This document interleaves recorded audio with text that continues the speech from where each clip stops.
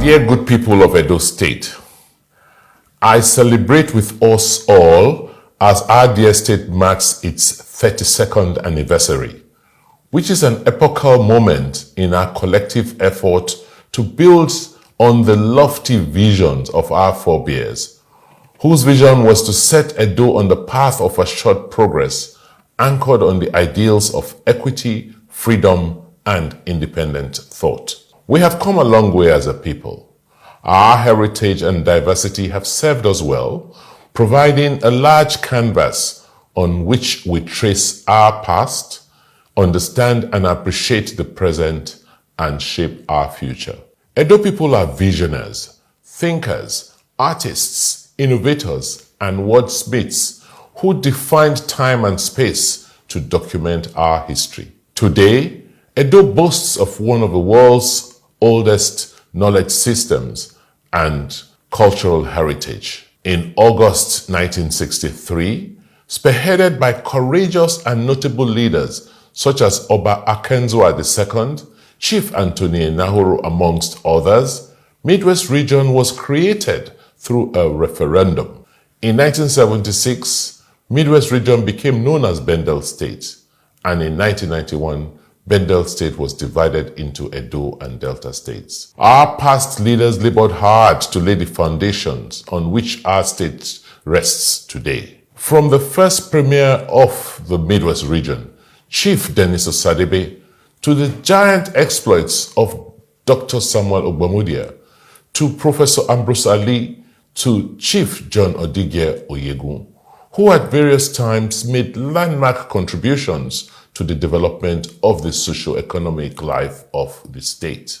Across education, sports, industry, agriculture, infrastructure, administration, and culture, our past leaders gave a good account of themselves, opening up the state to the world, building a solid economic base, and showcasing the latent talent of our youth to the world. However, the economic lull that greeted Nigeria since this republic have eroded a lot of the gains made, plunging the state into dire straits and requiring a reset to the institutions and structures that propped up the state in the past. This is why we undertook radical reforms of our institutions in Edo State in the last 7 years, advancing reforms and innovations in various spheres of the state's economy that have opened it up for investments.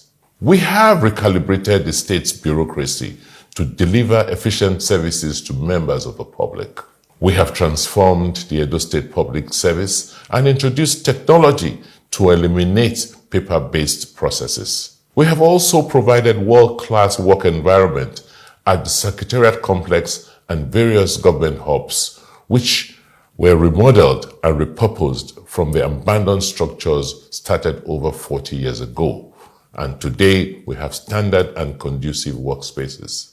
The state is at the verge of completing full migration to the e-governance protocol, ensuring that services are nimble. Our services are now responsive and driven by technology. The John Odigye Oyegun Public Service Academy has also been set up to ensure year-long in-service capacity building for all cadre of civil servants in the state. First of its kind in Nigeria, the Academy provides bespoke services to make our civil servants the best trained and most competitive in the country.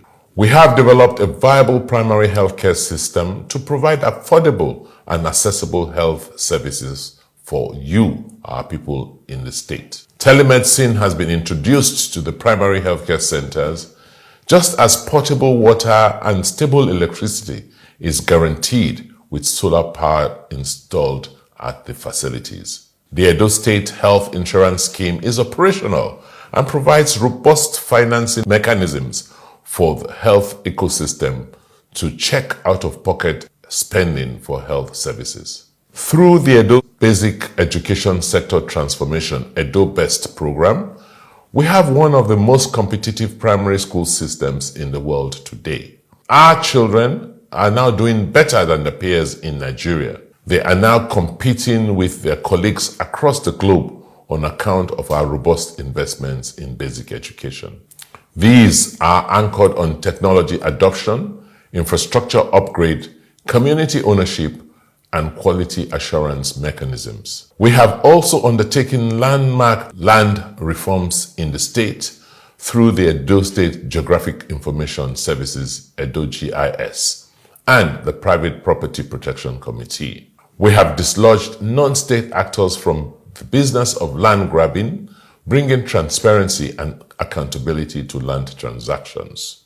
In agriculture, we are developing over 70,000 hectares of land in partnership with about 10 private investors who are building oil palm estates. We have attracted 2 modular refineries to the state and an ethanol processing plant. We have placed a strong emphasis on developing a digital economy in Edo and have made immense investments to build the right infrastructure to drive this vision. We have invested massively in digital infrastructure by laying almost 2,000 kilometers of fiber optic cables across the 18 local government areas of the state. This will ensure the availability of high-speed internet across Edo, providing youths with the opportunity to keep up with developments in the 4th Industrial Revolution. At the Edo Tech Park, we are training youths on software engineering to position the state as an outsourcing capital on the continent. Edo is on a steady path to progress. We have reset the course of our development trajectory. This is why we are designing an area in the capital city as the Benin Cultural District, which will house the Museum of West African Arts, MOA Pavilion, Research Center, the Benin Mall, and other facilities to promote arts and culture. The Benin River Port project is another key milestone that signposts the need to rebuild our lost glory. The port, which heralded our contact with Europeans, is to be rebuilt to drive commerce and industry, serving as a key node to connect the nascent industrial revolution in the state to the global economy. The preferred bidder for this project, Motor Angel, is to commence work very soon as we wrap up the dualization of Ekenwa Road, which is the feeder road to the port.